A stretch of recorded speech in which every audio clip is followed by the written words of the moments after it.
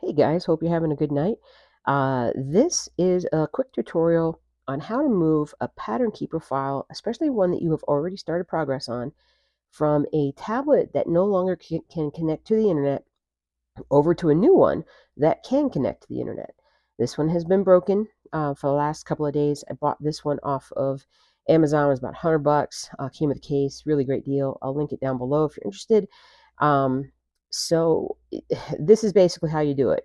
It's super, super easy. I searched so many places trying to figure out exactly how to do it, but this is the way that it worked for me. So when you pull up your files that you have, when you go down to say like, and by the way, just in case you didn't know, I'm actually also a cross-stitch designer. All these patterns that you see are actually my designs. So you go down to where it has, go down to where it has the three little lines. Well, we'll just do the sun and the moon then. So go down, hit the three little lines.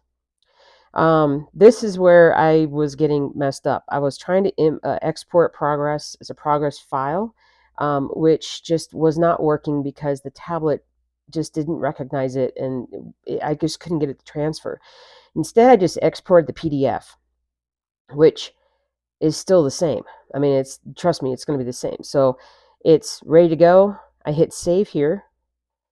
On this other tablet, I've pulled up the app called Files. So it's like Google Files. It'll be right there with all your other like Google Mail, Google Documents, Google Files. So going back on the source tablet, I've got everything ready to go. And this is a little share button. So it's like a little share nearby. So I'm going to hit share. It's going to look for devices. Now, on the one that you want it to go to, you want to actually tell it that you're ready to receive. Ready to receive.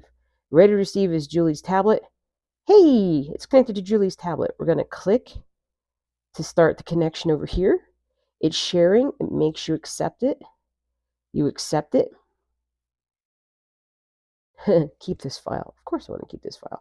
So there's the file. So then I'm going to zip over to my pattern keeper here with some of the other things that I've uploaded. That's not mine. That's Rainy Water Place, Old World Map 2. So I'm going to hit the add button.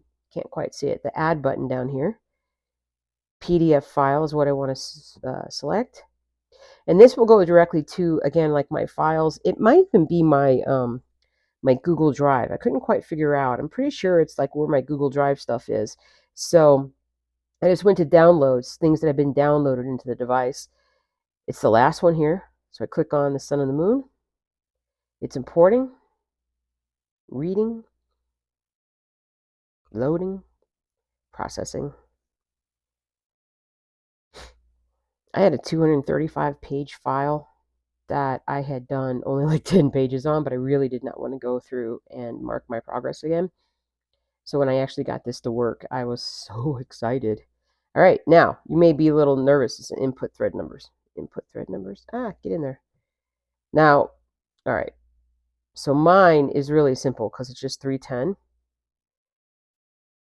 And I don't actually have a, the reason why it did that was because when I'm using these monochrome patterns, I don't have a key that lists the numbers and the colors and everything. On the color ones, it does do that.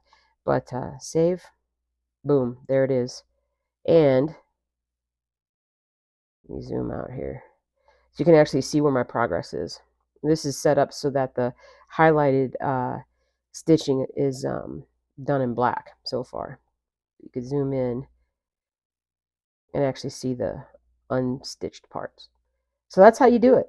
If you have a pattern that has multiple colors, you will not have to add them all the color numbers back in. It will be done for you already in that PDF. So don't worry about that. But I hope this helps. This was a big relief for me because I was just like, I didn't know how I was going to be able to move my files from one to the next as progress files. And when you've done this much stitching, you really, really want to, have this. And now I'm going to have this as backup, at least for, at least for these for now. But I would recommend that periodically you back up your pattern keeper files using that progress file, back it back up into Google Drive. That would be, or just the PDF, but that would be the best thing. So take care.